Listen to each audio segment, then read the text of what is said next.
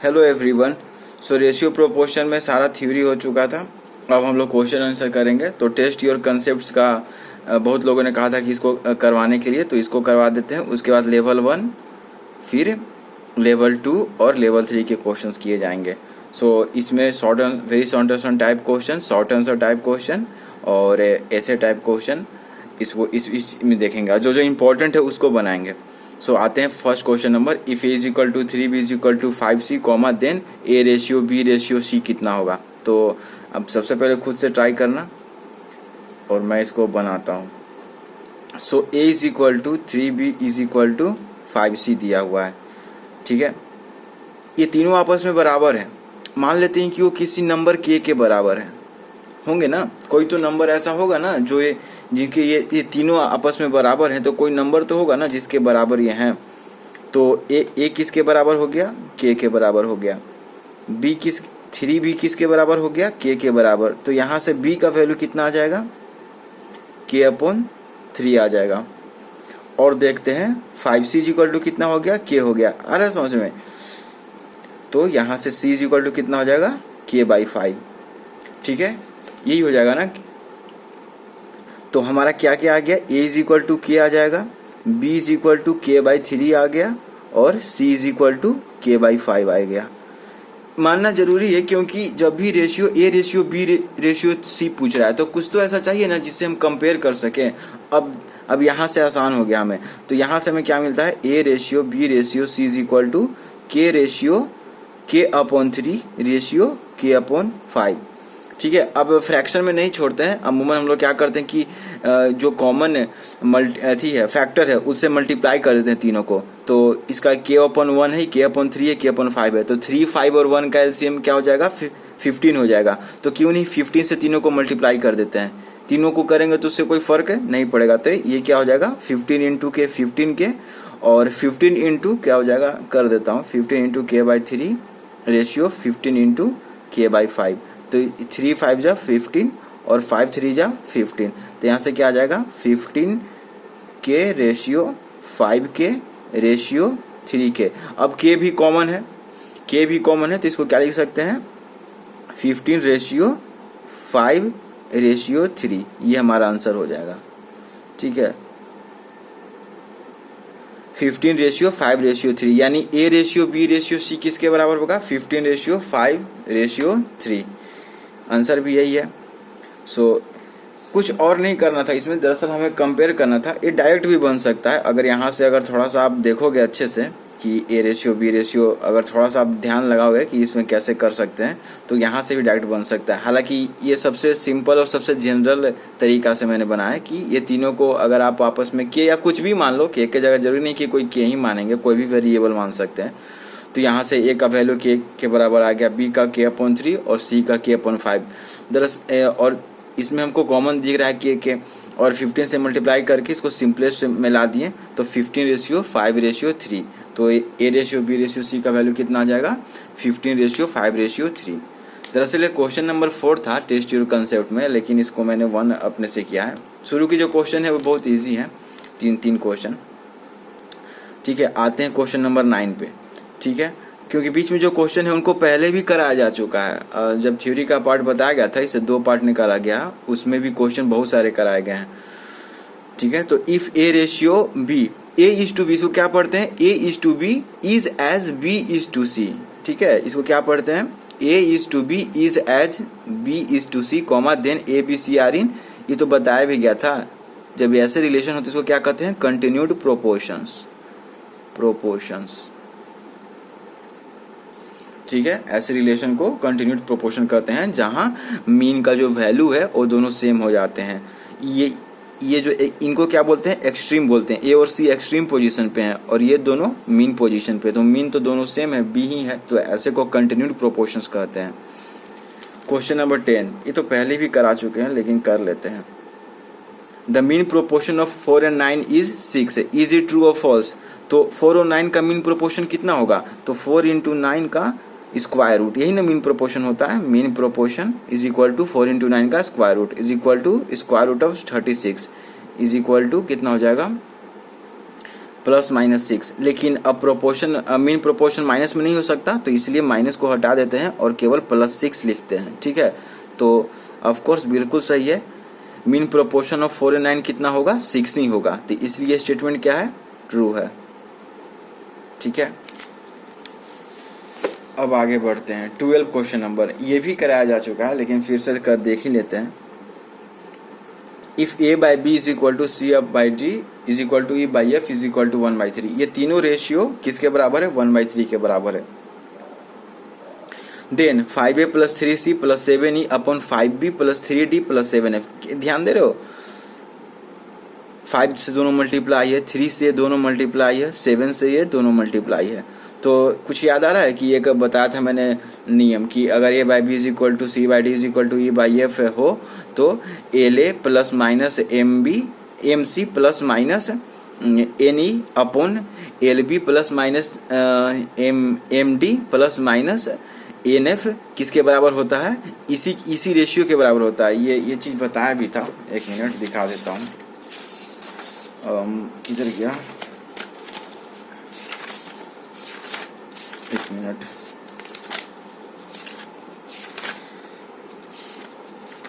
किधर है,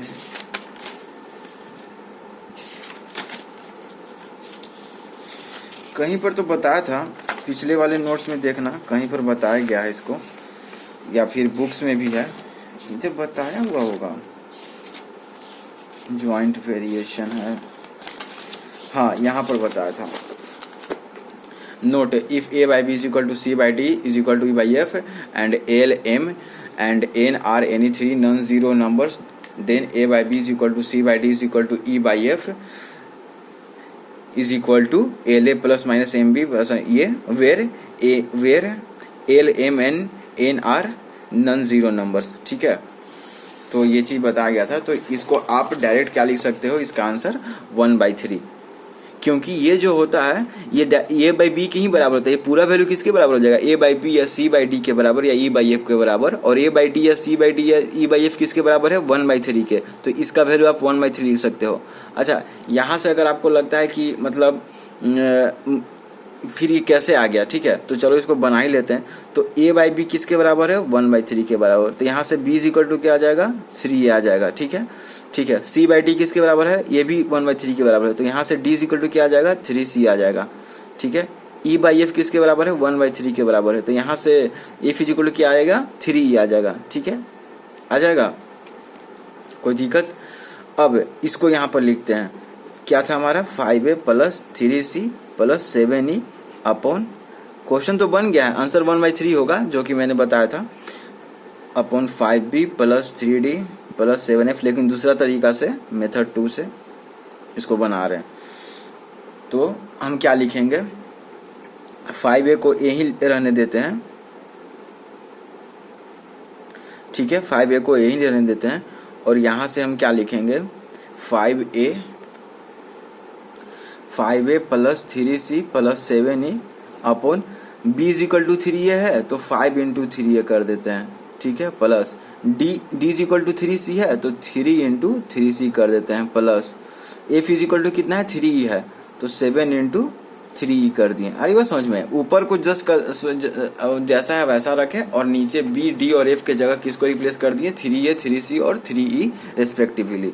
तो यहाँ से क्या आ जाएगा, 5A + 3C + 7E अपॉन, अब यहाँ से आप क्या देख रहे हो कि 3 कॉमन है ना, सबसे क्या है, 3 कॉमन है, तो 3 कॉमन ले लिए, दिख रहा है यहाँ 3 और 3, तो अंदर क्या बचेगा, 5A + 3C + 7E बचा, और ऊपर भी तो यही है, 5A + 3C + 7E, और नीचे भी 5A + 3C + 7E है, तो ये कैंसिल हो जाएगा, ऊपर क्या बचेगा, 1, और नीचे 3 तो था ही, मल्टीप्लाई में है ना 3, तो क्या बचेगा, 1/3 × 1, क्या बचेगा, 1/3, यही तो हमारा क्या हो जाएगा, आंसर। ठीक है, और ध्यान दो, यही आंसर तो मैंने उस समय बताया था, है ना, डायरेक्ट है। तो यही होता है कि रिलेशन है कि एल एम और L M and N are non zero real numbers. वहाँ पर अब जाके देखना सेकंड लेक्चर में, वहाँ नोट करके भी बताया गया जब हम प्रोपोर्शन शायद पढ़ रहे थे उस समय। ठीक है, तो इतना बड़ा ना बना के आप सीधे जब भी ऐसा क्वेश्चन है आप उसका डायरेक्ट आंसर लिख देना कि जो भी यहाँ इस जिसके बराबर भी ये दिया होगा उसको डायरेक्ट आप यहाँ लिख सकते हो। ठीक है, बस ध्यान देना कि यहाँ पर क्या है, सेम ए और बी सेम नंबर से मल्टीप्लाई होना चाहिए। अगर यहाँ 5a + 3c + 7e अपॉन यहाँ पर 6 भी हो जाता तब तो दिक्कत था, है ना। ऐसा आ रही बात समझ में। या यहाँ पर 3 के जगह 7 हो जाता, यहाँ 7 के जगह 5 हो जाता, समझ रहे हो। ये जो रेशियो है ना, सेम नंबर से मल्टीप्लाई हो, आ रही बात समझ में, तब जाके आंसर 1/3 होगा। लेकिन अगर थोड़ा सा भी लोग यहाँ ए को 5 से मल्टीप्लाई किए, बी को किसी और से मल्टीप्लाई कर दिया, बाकी सब सेम भी रहा तो भी आंसर 1/3 नहीं आएगा। तो इस चीज़ का ध्यान रखना। और बाकी आगे बढ़ते हैं।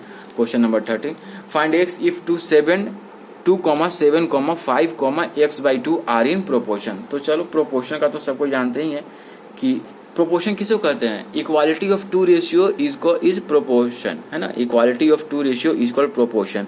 तो 2,7, 5, x/2, तो x का वैल्यू क्या होना चाहिए जिससे कि हम कह सकते हैं कि ये चारों क्या हो, प्रोपोर्शन में हो।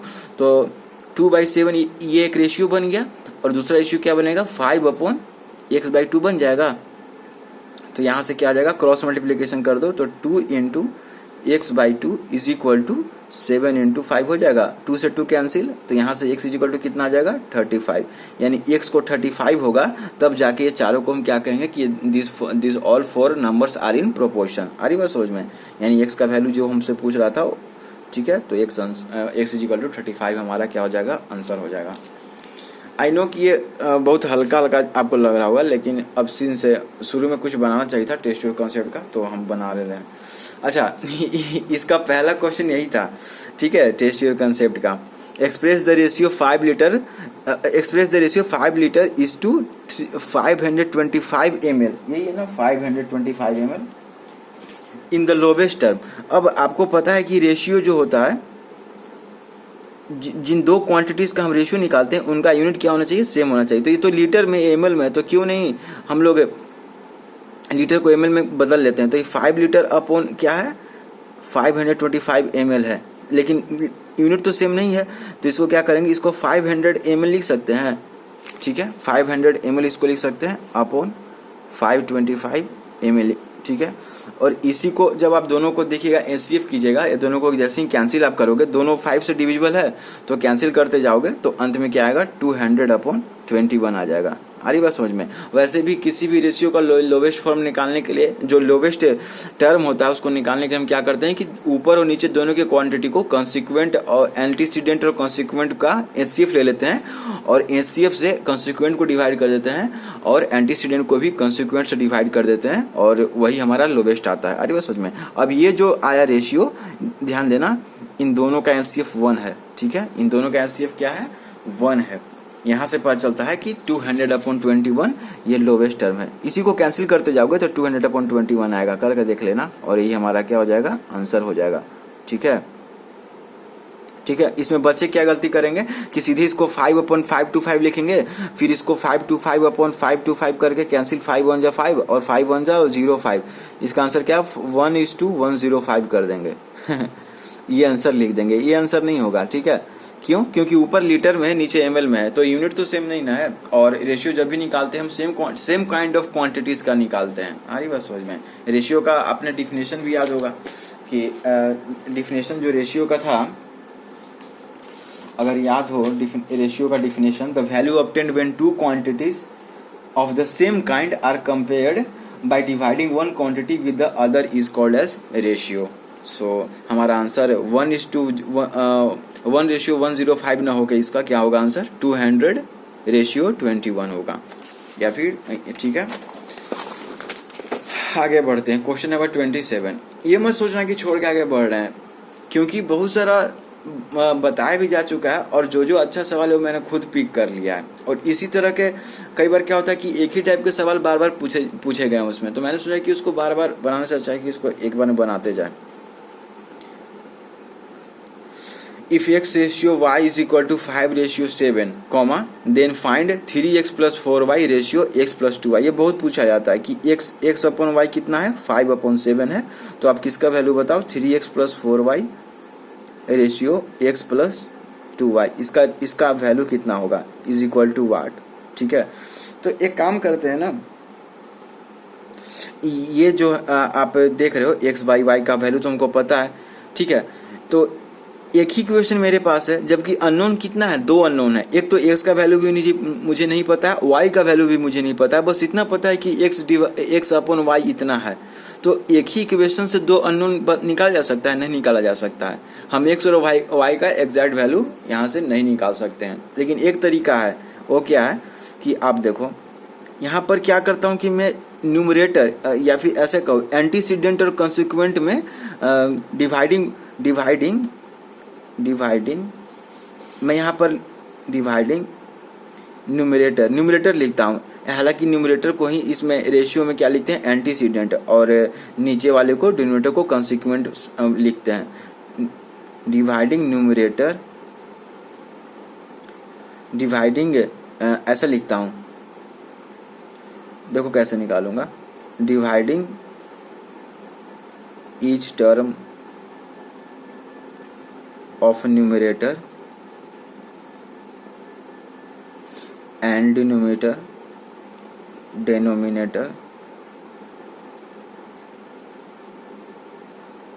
Bye y। ठीक है, न्यूमरेटर के हर टर्म को, या फिर ऐसे कहो कि एंटीसीडेंट के हर टर्म को y से डिवाइड कर दूंगा और कंसिक्वेंट के भी हर टर्म को y से डिवाइड कर दूंगा। तो देखो क्या मिलता है हमें, 3x by Y plus 4y by Y upon क्या आ जाएगा, x by Y plus 2y by Y, यही आएगा ना।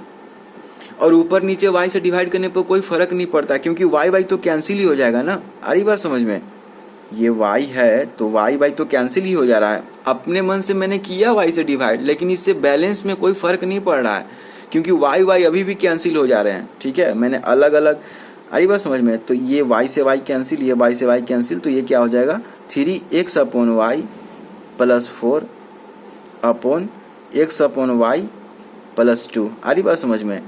और इसी को x अपॉन वाई तो मुझे पता है ना, x अपॉन वाई कितना है, 5/7। तो क्या हो जाएगा, 3 × 5/7 प्लस 4 अपॉन 5/7 प्लस 2। आ रही बात समझ में, यानी कितना हो जाएगा, 35/7 प्लस 4 अपॉन 5/7 प्लस 2। ठीक है, थोड़ा जगह और होना चाहिए था। इसी को जब आप सॉल्व करोगे, आ रही बात समझे, कुछ नहीं करना था, ऊपर नीचे जरूरी नहीं कि केवल y से डिवाइड करो, x से भी डिवाइड कर सकते हो। तो x से डिवाइड करोगे तो फिर किसका वैल्यू पुट करना पड़ेगा, y अपॉन x का। y अपॉन x कितना हो जाएगा, 7/5 हो जाएगा। x अपॉन y 5/7 है, तो y अपॉन x 7/5 हो जाएगा। ठीक है, और भी तरीके हैं, तो आप उसको ढूंढना और उससे बना सकते हो। जरूरी नहीं कि केवल यही 2 तरीका है कि y से डिवाइड कर दो कंसिक्वेंट या एंटीसीडेंट के हर टर्म को, या x से डिवाइड कर दो और x बाई वाई या y बाई x जैसा बनेगा उसका वैल्यू पुट कर दो। दोनों को जब पुट करोगे तो आंसर कितना आ जाएगा, 43/19। ठीक है, इसको सॉल्व करोगे, क्या सॉल्व करोगे, अपने कॉपी पर लिखो, 35/7 प्लस 4 अपॉन 5/7 प्लस 2। इसको सॉल्व करोगे तो कितना आएगा, 43/19। तो हमारा जो आंसर है यही आएगा, 43:19। ये हमारा क्या हो जाएगा, आंसर हो जाएगा। आंसर साफ साफ लिखना, हालांकि हम खुद यहाँ नहीं लिखे हैं साफ साफ। ठीक है, अरे बात समझ में। तो इस तरह से बना सकते हो, क्योंकि और कोई तरीका है नहीं। x और y का वैल्यू कैसे निकालोगे, एक ही तो इक्वेशन दिया हुआ है, तो x और y का वैल्यू अलग अलग आप नहीं निकाल सकते हो। वो हमेशा कंपेयर के टर्म में रहेगा, है ना, रेशियो के टर्म में रहेगा। अब आते हैं 28 क्वेश्चन नंबर बनाते हैं, जिसको कि हम लोग प्रोपोर्शन में भी बना चुके हैं। ठीक है, पहले खुद ट्राई करो, क्योंकि मैं तो बहुत सारे क्वेश्चन बना दूंगा, लेकिन तुम ट्राई नहीं करोगे तो कोई फ़ायदा नहीं है ना।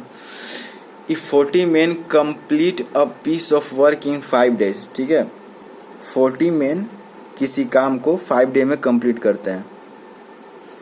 Then 80 men can complete the same piece of work in, तो 40 आदमी एक काम को 5 दिन में पूरा करते हैं, तो 80 आदमी उसी काम को कितने दिन में पूरा करेंगे। तो मैंने बताया था ना कि आदमी और दिनों के रिलेशन में इन्वर्सली प्रोपोर्शनल रिलेशन होता है, यानी कि men inversely proportional to day होता है, क्योंकि जितने ज़्यादा आदमी रहेंगे उस काम को करने का समय उतना ही कम लगेगा। आदमी जितने इन्वर्सली प्रोपोर्शनल है, men is inversely proportional to number of days, मतलब ऐसा समझिए कि आदमी जितने ज़्यादा होंगे दिनों की संख्या, उस काम को करने में समय भी कम लगेगा। ठीक है, एक घर को बनाने में मान लीजिए एक रूम बनाने में 40 लोग मिलके एक रूम को 10 दिन में बना देते हैं, लेकिन हमें 80 लोगों को ला दिया तो 80 लोग मिलके उस रूम को 10 दिन से पहले बना देंगे, ये पक्का है, क्योंकि मजदूरों की संख्या दोगुनी हो गई है। तो जितने ज़्यादा आदमी होंगे उस काम को करने में जो दिन समय लगेगा वो कम होगा, और जितने कम आदमी होंगे उस काम को करने में समय ज़्यादा लगेगा। ठीक है, तो इसीलिए मैं यहाँ पर लिखने जा रहा हूँ एक रेशियो। ठीक है, मैं क्या लिखूँगा 40:80। ठीक है, मेन का रेशियो है, ये क्या है, मेन का रेशियो है 40:80। ठीक है, अरे बात समझे, 40:80 इज इक्वल टू, मान लो कि 80 आदमी उस काम को x दिनों में करते हैं, x डेज। ठीक है, तो 40 आदमी मिलके उस काम को 5 दिन में कर रहे हैं, लेकिन मैं यहाँ 5 नहीं लिखूंगा, मैं यहाँ x लिखूंगा, x/5। मैंने क्यों लिखा, क्योंकि यहाँ पर 5 लिख देता तो फिर इसका मतलब ये होता कि डायरेक्टली प्रोपोर्शनल का रिलेशन है, यानी कि आदमी की संख्या बढ़ेगी तो दिनों की भी संख्या बढ़ेगी। ऐसा नहीं है, आदमी की संख्या बढ़ेगी तो दिनों की संख्या घट जाएगी, इसलिए 40 के इन्वर्स में रखा हूँ। ये बात समझ में आ रही है, इसको ऐसे भी तो लिख सकते हैं ना, 40/80 इज इक्वल टू x/5। ध्यान दे रहे हो, यहाँ पर 40 आदमी 5 दिन में उस काम को पूरा कर रहे हैं, 40 आदमी 5 दिन में उस काम को पूरा कर रहे हैं, तो इन्वर्सली प्रोपोर्शनल का रिलेशन है। और 80 आदमी एक दिन में काम को पूरा कर रहे हैं, तो इन्वर्सली प्रोपोर्शनल है, यह है इन्वर्सली प्रोपोर्शनल। पढ़े थे ना वेरिएशन, या डायरेक्ट वेरिएशन, इन्वर्स वेरिएशन, और एक होता है ज्वाइंट वेरिएशन। तीनों वेरिएशन पढ़े थे थ्योरी में। मैंने से क्यों लिखा समझ में आ रहा है, मैं 40/80 इज इक्वल टू x/5 ही क्यों लिखा, 5/x क्यों नहीं लिखा, अरे बस में, क्योंकि 5/x कम अगर लिख देता तो इसका मतलब ये होता कि ये डायरेक्ट वेरिएशन है, जबकि ये प्रॉब्लम डायरेक्ट वेरिएशन का नहीं है, क्योंकि आदमियों की संख्या बढ़ेगी तो दिनों की संख्या नहीं बढ़ेगी। अगर आदमियों को बढ़ाएंगे तो कम दिन में ही काम हो जाएगा, और अगर आदमियों की संख्या घटेगी तो ज़्यादा दिन में काम होगा। तो 40/20 इज इक्वल टू x/5 लिखा मैंने। अब यहाँ से 41 जा 40 और 42 जा 20 ऐसे हो गया। तो यहाँ से क्या आ जाएगा, करेंगे और भी क्वेश्चन इस पे करेंगे। 1/2 x/ क्या था, 5 था, हाँ x/5। तो यहाँ से x is equal to 2x is equal to 5 हो गया, और x इज इक्वल टू 5/2, यानी x is equal to 2.5 days. यानी कि गाइस 40 मेन किसी काम को कितने दिन में पूरा करते हैं, 5 दिन में। तो 80 मेन उस काम को कितने दिन में पूरा करेंगे, 2.5 डेज में। ठीक है, यही पूछ रहा था ना कि कितने दिन में करेंगे, तो हमारा 2.5 डेज हमारा क्या हो जाएगा, आंसर हो जाएगा। वैसे भी यहाँ साफ दिख रहा है, अगर आप इसको, ये तो पहला तरीका हो गया मेथड 1। ठीक है, मतलब मेथड 1 एक तो बना के आप ये कर लिए, एक मेथड 2 जैसे कि आपने देखा, मेथड 2 बिना बनाए हुए।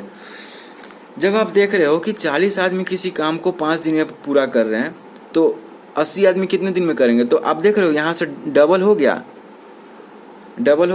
40 लोग थे, अब 80 लोग हैं, तो आदमियों की संख्या दुगनी हो गई। तो जब आदमियों की संख्या दुगनी हो जाएगी तो दिनों की संख्या आधी हो जाएगी। आ रही बात समझ में, आदमियों की संख्या क्या हो जाएगी, दुगनी हो जाएगी, तो दिनों की संख्या क्या हो जाएगी, आधी हो जाएगी। इसलिए 5 का आधा 2.5 होता है, तो दिख रहा है, तो ये 1/2 हो गया। आ रही बात समझ में, क्योंकि आदमी और दिनों की संख्या में जब भी काम किया जाता है तो इन्वर्सली प्रोपोर्शनल का रेशियो होता है। ठीक है, ये चीज़ हो गया। आई होप कि समझ में आया होगा। अब आते हैं शॉर्ट आंसर टाइप क्वेश्चन में। ठीक है, ये अब तक था very short answer type question. तो 33 क्वेश्चन नंबर का solution, arrange the ratio 3:4, 5:6, 1:2 and 19:15 in their increasing order of magnitude. तो एक तो मेथड है क्या कि ये रेशियो है, तो 3/4 इज इक्वल टू 0 पॉइंट कितना आएगा, 75 आएगा। 5:6 कितना आएगा, 0.8 है, 8 से 48 और 6 18, 83 आएगा लगभग। और 1/2 कितना आएगा, 0.5 आएगा। और 19/15 कितना आएगा, ये 1 पॉइंट और 4, 15 दूनी 30 है, और ये 1.2 कुछ आएगा, ठीक है। 15 दूनी 30 और 10 हो जाएगा और 0 तो 15 चौके 15 छक्का 90, लगभग 1.26 आएगा। तो यहाँ से तो हमें दिख गया क्या कि इंक्रीजिंग ऑर्डर में करना है। तो सबसे इंक्रीजिंग ऑर्डर है तो सबसे छोटा कौन है यहाँ पर 1.2 1/2, तो 1/2 सबसे छोटा है। फिर 3/4 आ गया, फिर 5/6 आ रहा है समझे, कंपेयर कर लो। एक तो तरीका यह है और एक फिर 19/15, ये हमारा क्या हो जाएगा आंसर हो जाएगा, ठीक है। दूसरा मेथड है कि डिनोमिनेटर को सेम कर लो, ठीक है। 3/4 है और 5/6 है रेशियो, एक 1/2 है और एक 19/15 है। तो 4, 6, 2 और 15 का एलसीएम लेंगे तो कितना आएगा 4, 6, 2 और 15 का एलसीएम ले लेते हैं। तो 2 दूनी 4, 2 तिया 6, 2 एकम 15 और 3 2, 3 एकम 3 1, 3 पचे 15, तब 5 दूनी 10, 10 तिया 30 और 30 दूनी 60। तो सबको 60 से मल्टीप्लाई कर दो। ऐसा क्यों कर रहे हैं हम? अच्छा ऐसा क्यों कर रहे हैं हम? ले ये तो नहीं ऐसा क्यों कर रहे हैं? डिनोमिनेटर सेम करने के लिए। अगर डिनोमिनेटर सेम हो गया तो हम आसानी से क्या कर पाएंगे, कंपेयर कर पाएंगे, ठीक है, डिनोमिनेटर को सेम करने के लिए। तो एक काम करते हैं, ठीक है, बढ़िया है, 60 एलसीएम आ गया। किसका किसका 4, 6, 2, 15 का एलसीएम 60 आ गया, ठीक है। तो इसको 15 से मल्टीप्लाई कर देते हैं, ठीक है, ऊपर नीचे 15 से, ठीक है। इसको कितने से मल्टीप्लाई कर देते हैं 60 है तो 10 से मल्टीप्लाई कर देते हैं ऊपर नीचे, क्योंकि अगर एंटीसीडेंट और कंसिक्वेंट को सेम एक नॉन जीरो रियल नंबर से मल्टीप्लाई करते हैं तो जो रेशियो, जो अब नया रेशियो आता है वो पहले वाले का सेम ही होता है। ये प्रॉपर्टी बताया था रेशियो पढ़ाते समय। और इसको किससे 30 से ऊपर नीचे मल्टीप्लाई कर देते हैं और इसको 2 से 4 से ऊपर मल्टीप्लाई करें तो 3/4 को क्या लिख सकते हैं गाइस 45/60 लिख सकते हैं। 5/6 को क्या लिख सकते हैं 50/60 लिख सकते हैं। और इसको क्या लिख सकते हैं 30/60 लिख सकते हैं। और इसको क्या लिख सकते हैं 1938 1957 इस चौके 76/60 लिख सकते हैं। अब देख रहे हो सब में 60 आ गया डिनोमिनेटर। तो अब जिसका भी न्यूमरेटर ज़्यादा होगा, ठीक है, जिसका न्यूमरेटर ज़्यादा होगा वो सबसे बड़ा होगा। तो सबसे ज़्यादा न्यूमरेटर तो इसका है और सबसे छोटा तो ये है, सबसे छोटा ये है और इसका आप 1/2 है। तो यहाँ से भी क्या आ रहा है 1/2 लेस देन कि क्या हो गया 1/2 लेस देन 3/4 और लेस देन 5/6 लेस देन 19/15, ठीक है। यानी सबसे बड़ा 19/15 का रेशियो है, सबसे छोटा 1/2 का रेशियो है। 19/15 से थोड़ा छोटा 5/6 है, उससे थोड़ा छोटा 3/4 है और सबसे छोटा 1/2 है। तो यहाँ से भी वही आंसर आएगा, ठीक है। मेथड 2 में पहले वाले में डायरेक्ट एग्जैक्ट वैल्यू निकालनी, दूसरे वाले में डिनोमिनेटर को सेम कर दिए। एक बार मैंने सभी डिनोमिनेटर का एलसीएम निकाल लिया और बाकी सभी डिनोमिनेटर को इस तरह से मल्टीप्लाई किया कि वो एलसीएम के बराबर आ जाए और उसके बाद मैंने न्यूमरेटर को कंपेयर करके इंक्रीजिंग ऑर्डर में उसे अरेंज कर दिया। सो इस तरह से आप कर सकते हो इसे। सो आई होप कि ये समझ में आया होगा। 42 question number A ratio B ratio C ratio D is equal to 2, 3, 5, 2 ratio 3 ratio 5 ratio 7 and A plus B is equal to 60 then C plus D is equal to. इसका answer 144 है। आप इसको खुद से ट्राई करना, लेकिन मैं तो अभी बनाता हूँ इसको। तो क्यों नहीं इसको ऐसे लिखते हैं, एक काम करते हैं कि A is equal to 2x लिख सकते हैं, B is equal to 3x लिख सकते हैं, C is equal to 5x लिख सकते हैं और D is equal to 7x लिख सकते हैं। आ रही बात समझ में? क्यों?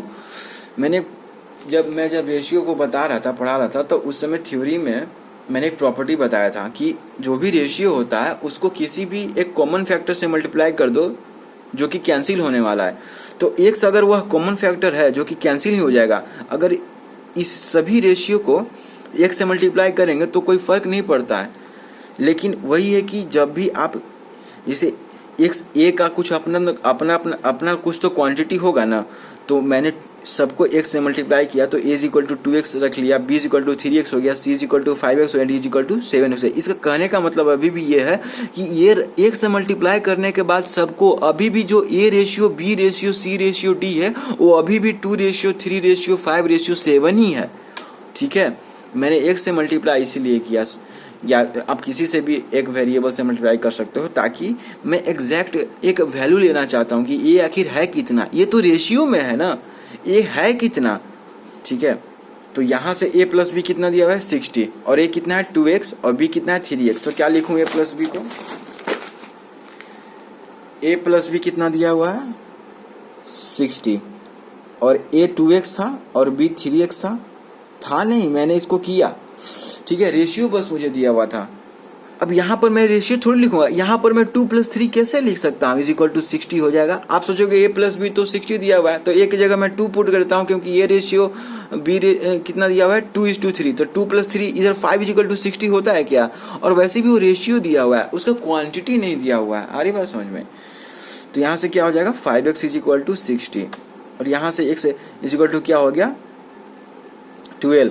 तो 12 भी वह कॉमन फैक्टर है, आ रही बात समझ में, वही कॉमन फैक्टर 12 वह कॉमन फैक्टर है जो कैंसिल आउट हो जा रहा है यहाँ पर, और जो इस कंडीशन को सेटिस्फाई कर रहा है कि इसको a + b = 60। अगर a + b कुछ और रहता, मान लीजिए 80 रहता, तो कॉमन फैक्टर कुछ और आता, x कुछ और आता, ठीक है। a + b अगर 100 रहता तो x कुछ और आता, ठीक है, कॉमन फैक्टर कुछ और आता, आ रही बात समझ में। तो जो भी x या जो भी किसी से भी आप मल्टीप्लाई करके आप उस क्वांटिटी को लाते हैं, तो वहाँ से ये पता चलता है कि वो कॉमन फैक्टर कौन है जिससे मल्टीप्लाई कर सकते हैं। क्योंकि एक बार रेशियो मिल गया तो मैं उसके न्यूमरेटर डिनोमिनेटर को सेम नंबर से मल्टीप्लाई करके तरह तरह का रेशियो बनाया जा सकता है। आई बात समझ में।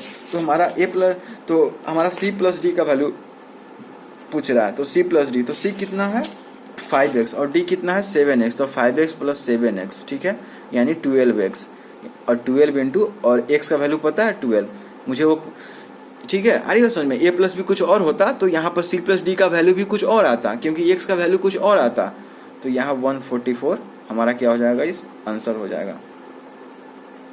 किसका वैल्यू मैंने निकाला, c + d का, यही पूछ रहा था, ठीक है। अरे बात समझ में, तो ये हो गया। अब आगे भी कुछ कुछ बच रहा है, 1 2 3 4 5 6 7 8 9, एक और बना देता हूँ, है ना, एक और बना देता हूँ, 1 2 3, एक और बना देता हूँ। क्वेश्चन नंबर 43,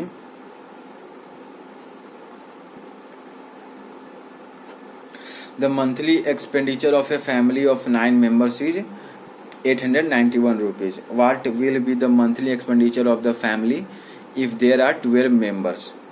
ठीक है, एक्सपेंडिचर मतलब खर्चा, मंथली मतलब महीने का खर्चा, ठीक है। मंथली एक्सपेंडिचर मतलब महीने का खर्चा। एक फैमिली, एक परिवार में महीने का खर्चा, एक परिवार में 9 लोग रहते हैं और उस परिवार का महीने का खर्चा कितना है 891 रुपया, 891, ठीक है।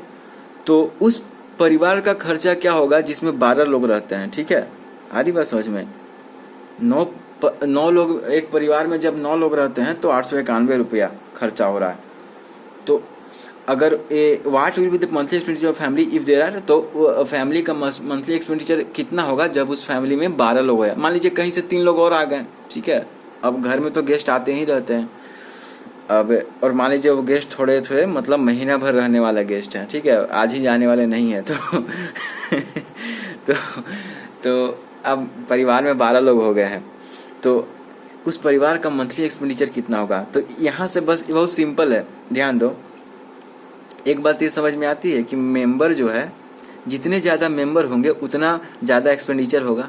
ऑफ कोर्स जितने ज़्यादा लोग होंगे उतना ज़्यादा खाना चाहिए, उतना ज़्यादा हर चीज़ है, साबुन से लेकर तेल से लेकर हर चीज़ चाहिए, है ना, मेंटेनेंस चाहिए, है ना, तो कपड़े लत्ते चाहिए। तो जितने ज़्यादा मेंबर होंगे खर्चा भी उतना ही ज़्यादा होगा। यानी मेंबर का जो number of members is directly proportional to the expenditure, ठीक है। तो इसीलिए मैं क्या लिखूंगा 9/12, मैं डायरेक्ट लिख रहा हूँ 9 member upon 12 member is equal to 891/x। मैंने मान लिया कि जब फैमिली में 12 लोग आ गए तो महीने का खर्चा 100 रुपया हो गया। तो 9 लोग जब थे तो 891 रुपया खर्चा हो रहा था महीने का। तो 12 लोग जब हैं तो 100 रुपया खर्चा रहा। देख रहे हो ये डायरेक्टली प्रोपोर्शनल है।